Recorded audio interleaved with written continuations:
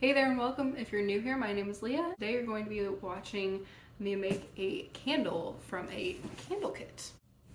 So today we're going to be doing something really fun and I'm really excited about it. So my friend Rachel got me this candle making kit for Christmas. And it is a soy candle making kit and I have never used soy wax before. So what I'm going to do for today's video is I'm going to take this kit and I'm going to make a blend of soy and beeswax for this candle and use some of my regular beeswax that I have. And it looks like it uses fragrance oil, so I'm going to switch that out with these two oils. We've got lemon oil and eucalyptus oil. I am super excited about this. So I've never used a candle making kit before. So we're going to have some fun today. I've already got my water heating up. Today I'm going to be using my double boiler. It's just a standard, it's the large size. You can get it on Amazon and I'll link that in the description box. I'm going to be using this to heat up my oil today. Wax. I definitely meant that I would be using that to heat up my wax today. So we're going to unbox this. I have never used a candle kit before, so I'm excited to try this. Okay. So here's what it looks like when you open it up. And this is by the company Paddyxax. And I will try to find them and link this in the description box below as well so you can try it out. So here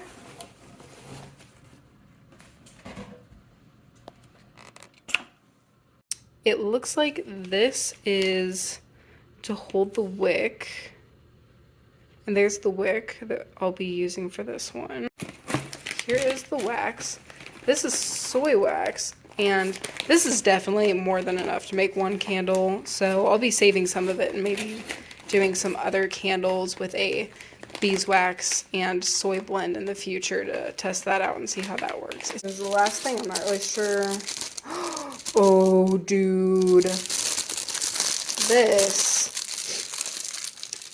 is a temperature thermometer. And I have never bought one of these before, and I have been meaning to. Thank you, Rachel. I am so excited to actually have one of these and test it out. Alright, so if you don't know, this is a temperature thermometer for measuring the heat of the candle wax before you pour it. And I am super excited. I have never been this professional before in my life. So this is everything it comes with. Temperature thermometer, soy wax, vessel, very cute. This is for holding the wick in place. This is the wick, and it comes with a tab on the bottom so that it'll stick to the bottom of the vessel. The straw that they included, I'll show you how to use it later for the wick. And it comes with a cute little instruction manual. I am going to be doing a beeswax soy wax blend for this video, so we're going to do about half and half. So according to these directions, it says pour the wax chips into a glass measuring cup, microwave for 3 minutes. We won't be doing that. We'll be doing it on the stove. I don't have a microwave. Let's see, we're going to heat it until it gets to 180 degrees Fahrenheit. If you have not seen my first video, I will link it in I'll actually have it at the end. But this is how I always measure how much wax I'm gonna need, and I'll find a better method at some point, but this is what I'm working with for right now. I have filled it up about halfway with soy wax. I'm gonna go ahead and fill up the other half with beeswax. Oh, and we're kind of spilling all over the place. Okay, so you can see that I filled it up almost all the way to the top. And this is going to melt down a little bit. I'll probably fill it up just a little bit more before we pour it into the double boiler.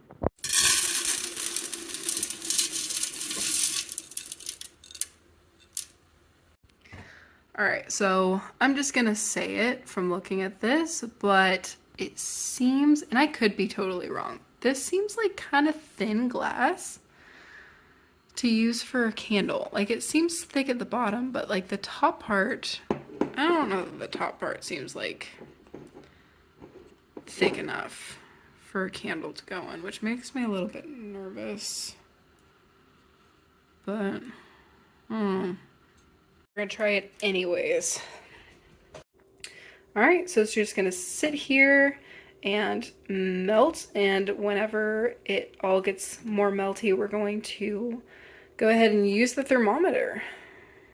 So we have decided to change course just because I am a little nervous.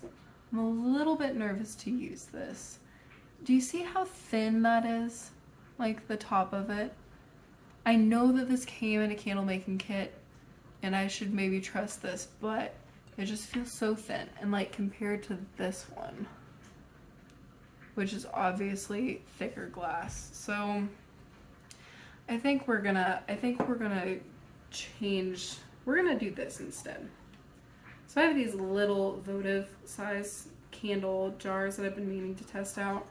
And so we're gonna do one of these little votives, and we're gonna make a couple tin candles. How many will just depend on how much wax I ended up using. But everything else is gonna stay the same. We're gonna switch to doing the smaller, thicker glass jar opposed to the one that they put in there. I just don't want it to crack while I'm using it. While the wax blend is still melting, I'm going to show you how to place this wick in this jar. So what we're gonna do is peeled off the tab, and there's like this sticky glue on there. We're gonna thread it through the straw.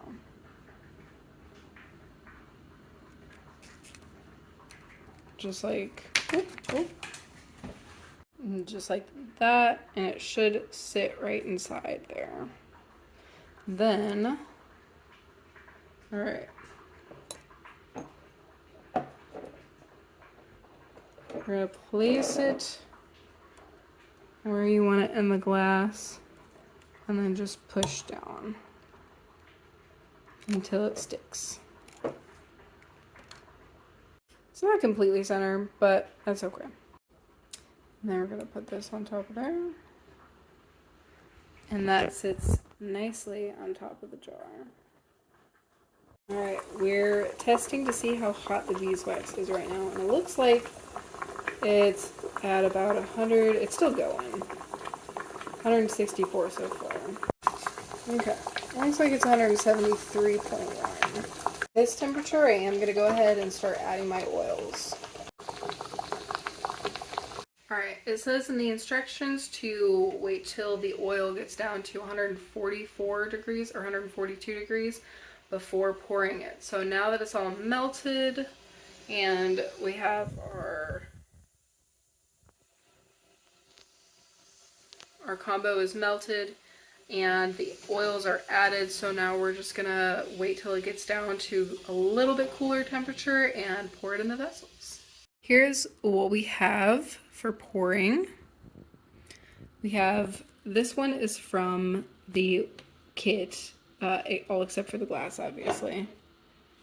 Did not end up using this one. And then these tins are really nostalgic for me because this is what I used to make my candles in, and they kind of just like warm my heart a little bit. This is a hemp wick, hemp and beeswax wick. This one, I believe, is a soy wick, and I'll look on the box and see if I can find out exactly what kind of wick it is. But yeah, those are my candles that we're going to be making tonight. I may have waited a tad too long.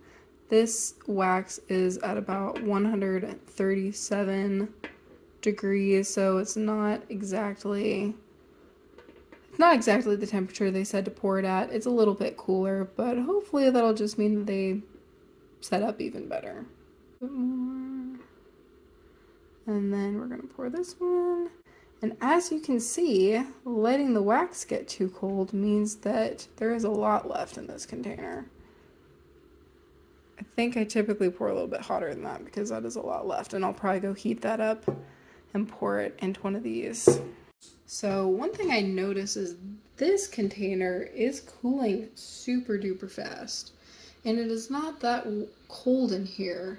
So I'm wondering if it is that it maybe soy wax cools faster than beeswax, because plain beeswax does not cool this fast.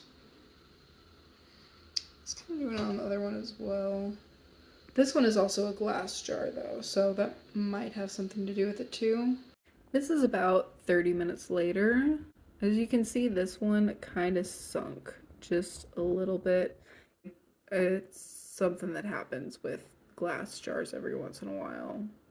And then this one turned out very nice and flat, which I'm pretty happy about.